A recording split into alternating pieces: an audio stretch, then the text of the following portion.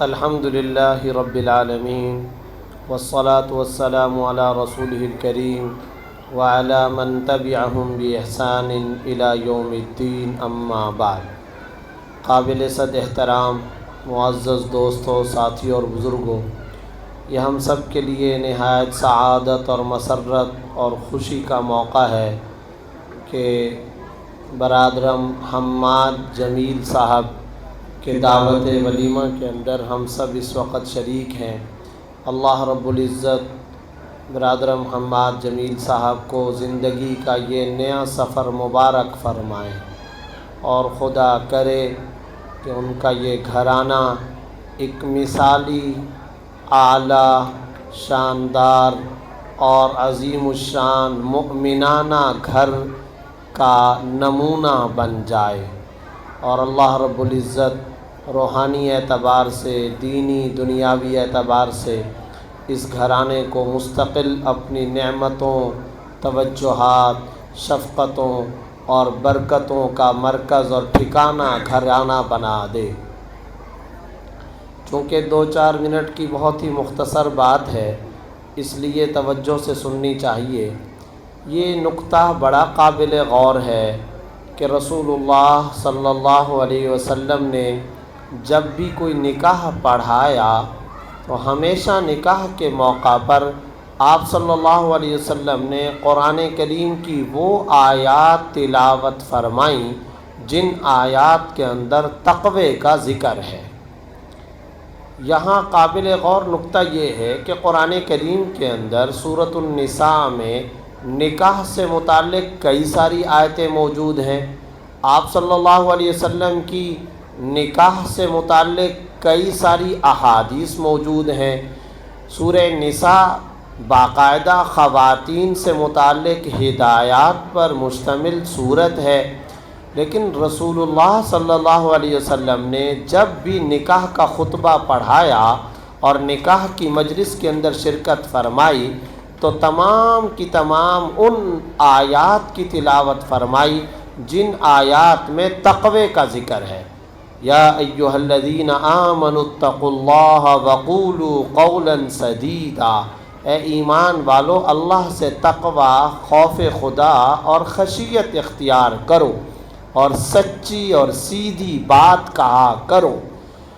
اللہ رب العزت نے قرآن کریم میں تقوی سے متعلق جتنی آیات بیان فرمائیں، رسول اللہ صلی اللہ علیہ وسلم نکاح کے موقع پر ان آیات کی تلاوت فرما کر اشارہ اس بات کی طرف کیا کرتے تھے کہ میری امت کی بہنیں، بیٹیاں اور میری امت کے نوجوانوں، یہ بات ذہن کے اندر رکھنا کہ ازدواجی زندگی کبھی کامیاب نہیں ہو سکتی جب تک کہ انسان تقوی کی زندگی اختیار نہ کرے۔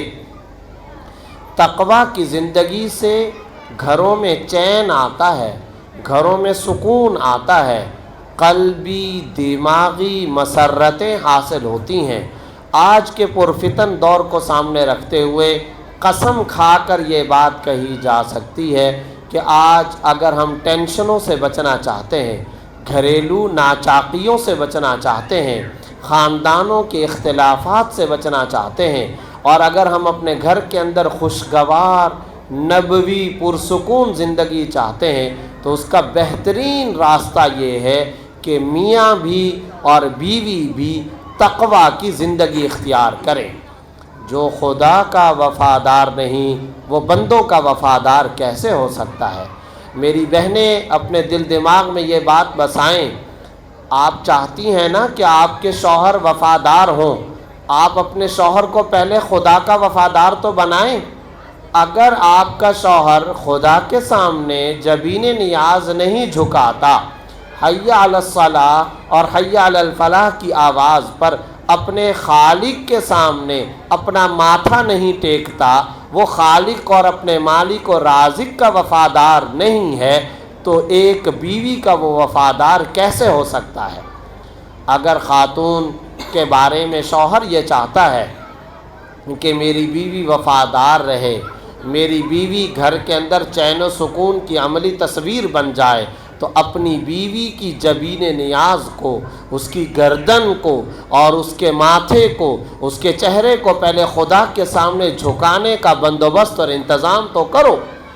اگر آپ کی بیوی اپنے رب کو راضی کر لیتی ہے تو یاد رکھیں وہ پھر آپ کے لیے بھی وفادار ہے، بچوں کے لیے بھی سکون کا ذریعہ ہے، گھر کو جنت کا ماحول بھی بنائے گی۔ تو پتہ یہ چلا کہ بنیادی طور پر شادی شدہ جوڑے بیٹھے ہیں، ان کی بھی یہ ضرورت ہے، نیا گھرانہ اس وقت آباد ہونے جا رہا ہے، اس کی بھی یہ ضرورت ہے۔ ہم سب محتاج ہیں اس بات کی کہ ہم تقوی کی زندگی اختیار کریں۔ اب رہ گئی یہ بات کہ تقوی کہتے کس کو ہیں؟ مسجد نبوی کا صحن ہے، ابن مسعود رضی اللہ عنہ بیٹھے ہیں اور حضرت عمر رضی اللہ تعالیٰ عنہ صدر مجلس ہیں۔ حضرت عمر رضی اللہ تعالیٰ عنہ امیر المومنین، خلیفہ دوم، نبوت کی صلاحیت جس کے اندر ہے، لو کان بعدی نبی لکان عمر بن الخطاب، میرے بعد اگر کوئی نبی ہوتا تو عمر ہوتا۔ حضرت سیدنا فاروق اعظم مجلس صحابہ میں مسجد نبوی کے صحن میں ابن مسعود رضی اللہ تعالیٰ عنہ جو امام المفسرین تھے، جنہیں قرآن کی تفسیر کا صحابہ میں سب سے زیادہ علم دیا گیا تھا، ان سے پوچھتے ہیں کہ ابن مسعود یہ قرآن میں جگہ جگہ تقوی کا ذکر ہے، تو ذرا یہ بتاؤ تقوی کسے کہتے ہیں؟ حضرت ابن مسعود نے فرمایا امیر المومنین یہ بتائیے کبھی آپ کا گزر کسی ایسی تنگ گھاٹی اور کسی ایسے جنگل کے تنگ راستے سے ہوا کہ جس کے دائیں بائیں جھاڑیاں ہوں، درخت کے خس و خاشاک ہوں، کانٹے لگے ہوئے ہوں، کیا آپ کا گزر کبھی ایسے راستے سے ہوا ہے؟ حضرت عمر نے فرمایا ہاں، کئی دفعہ میں ایسے راستے سے گزرا۔ ابن مسعود رضی اللہ تعالیٰ نے پوچھا امیر المومنین کیسے گزرتے ہیں؟ جواب دیا میں اپنے کپڑوں کو سمیٹ لیتا ہوں، اپنی چادر کو سمیٹ لیتا ہوں، اپنے جسم کو سکیڑ کر اور لپٹ کر کپڑوں کو بچا کے میں گزر جاتا ہوں۔ فرمایا بس امیر المومنین جواب ہو گیا، آپ کے سوال کا جواب ہو گیا۔ جس طرح آپ اس تنگ گھاٹی سے گزرتے ہیں اپنے لباس والی چادر کو بچا کر، تو زندگی آپ اس طرح سے گزاریں کہ آپ کی زندگی کے دائیں بائیں معصیتوں اور نافرمانیوں اور گناہوں کے کانٹے اور جھاڑیاں لگی ہوئی ہیں، آپ ان کانٹوں اور جھاڑیوں سے اپنے بدن اور اپنی ایمان کی چادر کو، وہاں لباس کی چادر تھی یہاں ایمان کی چادر ہے، ایمان کی چادر کو بچا کے آنکھیں گناہ کی طرف متوجہ ہونا چاہ رہی ہیں بچا لیں، کان گناہ کی طرف متوجہ ہونا چاہ رہے ہیں بچا لیں، زبان گناہ کی طرف جانا چاہتی ہے بچا لیں، ہاتھ گناہ کی طرف لپک رہے ہیں بچا لیں، اپنے آپ کو اس طرح سکیڑ کر بچا کر اس زندگی کے راستے سے گزر کے قبر تک پہنچ جائیں، اسے کہا جاتا ہے حیات تقوی، یہ ہے تقوی والی زندگی۔ خلاصہ یہ نکلا کہ گناہوں کی زندگی سے اپنے آپ کو بچایا جائے۔ میں دل سے مبارکباد پیش کرتا ہوں ماشاءاللہ برادرم حماد جمیل صاحب، ان کے والدین اور ہمارے بہت ہی محترم مکرم معزز بھائی شفیق اجمل صاحب کو کہ انہوں نے ماشاءاللہ خواتین کا یہاں الگ بندوبست فرمایا اور مردوں کا الگ بندوبست فرمایا۔ ان کا نکاح مسجد کے اندر ہوا، اہل علم اس میں شریک ہوئے تھے، اللہ رب العزت نے دینی ماحول انہیں عطا فرمایا۔ یاد رکھیے نکاح ایک سنت ہے، لیکن میرے بھائیوں یہ کیسی شامت اعمال ہے کہ اس ایک سنت پر عمل کیا جاتا ہے مگر 1000 فرضوں کو توڑا جاتا ہے۔ ایک سنت پر عمل ہوتا ہے اور 1000 فرضوں کو ہم توڑتے ہیں، 100 فرض توڑتے ہیں اور ایک سنت ہم ادا کرتے ہیں۔ اسراف بھی ہوتا ہے، مخلوط اجتماعات بھی ہوتے ہیں، اللہ بچائے ڈانس اور موسیقی کے اجتماعات رکھے جاتے ہیں اور اللہ بچائے معصیتوں کی مجلسیں رکھی جاتی ہیں، تو ایک سنت پر عمل ہوتا ہے اور خدا جانے کتنے گناہوں کو توڑا جاتا ہے۔ میری بہنیں جو موجود ہیں انہیں یہ بات یہ ذہن میں رکھنی چاہیے، خلفائے راشدین بھی جمع تھے، سرکار دو عالم صلی اللہ علیہ وسلم بھی، جبرائیل امین آ گئے، تمام حضرات یہ کہہ رہے تھے کہ ہمیں تین چیزیں پسند ہیں۔